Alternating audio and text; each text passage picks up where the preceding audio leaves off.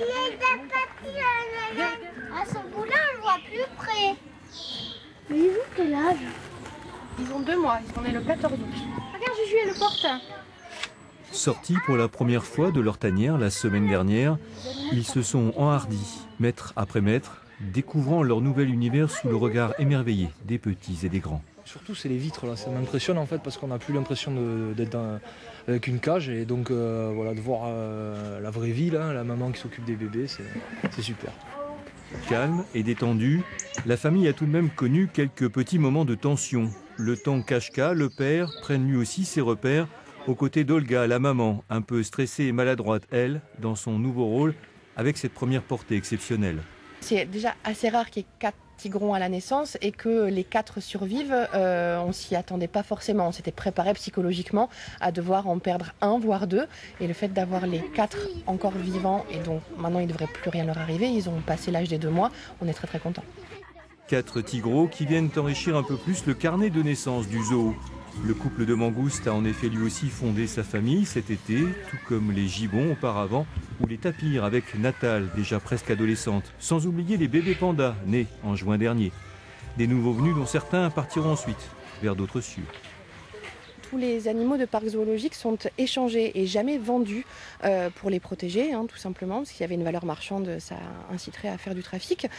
Et du coup, on travaille entre parcs zoologiques qui ont signé des chartes de bonnes pratiques, en quelque sorte, de manière à pouvoir s'échanger des individus et permettre de la reproduction sans avoir de soucis de consanguinité. Les bébés tigres quitteront ainsi le zoo au printemps prochain. En attendant, ils seront visibles, si le temps le permet, durant toutes les vacances, de 14h à 17h. Le prix Nobel de littérature a été décerné cette année à un Français, Patrick Modiano. Ce fut le cas également en 1952 avec l'écrivain girondin François Mauriac. Son œuvre est indissociable de Malagar, le domaine dont il hérita, près de Langon. Une maison familiale qui reçoit chaque année près de 10 000 visiteurs dans un cadre enchanteur. Nathalie Pinard, Bernard Rostainris. C'est l'automne à Malagar, ce domaine qui a tant inspiré François Mauriac. Ici, tout parle de l'auteur et de son œuvre, la vigne, les pins, les cyprès, qu'il avait lui-même plantés en rentrant de Toscane.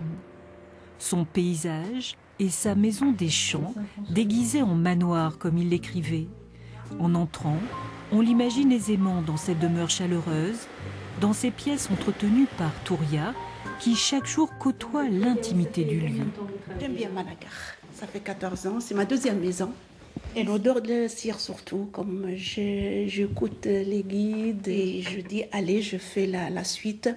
La cire, les visiteurs, toujours elles sentent la cire, toujours la maison propre.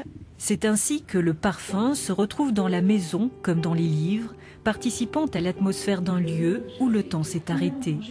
Ici et là, on découvre le verre d'eau au filet d'or qui tremble dans le roman Génitrix, le canapé où Mauriac faisait ses mots croisés, entouré des objets hérités de son arrière-grand-père qui avait acquis la maison.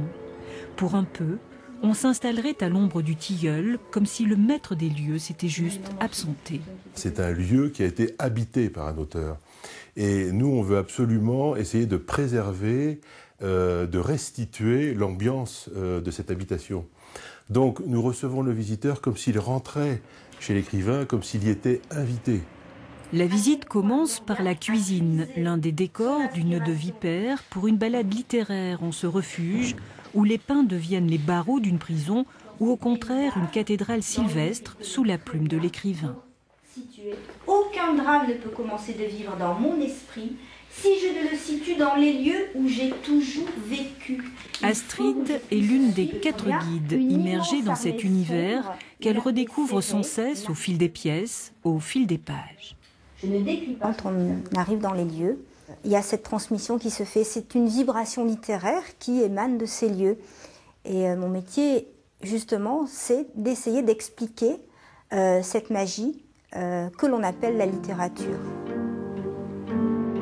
Lieu de mémoire ayant conservé toute son authenticité, Malagar est aussi un centre de recherche qui reçoit toujours des documents comme ses correspondances offertes par Jean, l'un des fils de François Mauriac. Dans cette bibliothèque se dévoile l'homme, le romancier, mais aussi l'éditorialiste qu'il fut jusqu'en 70.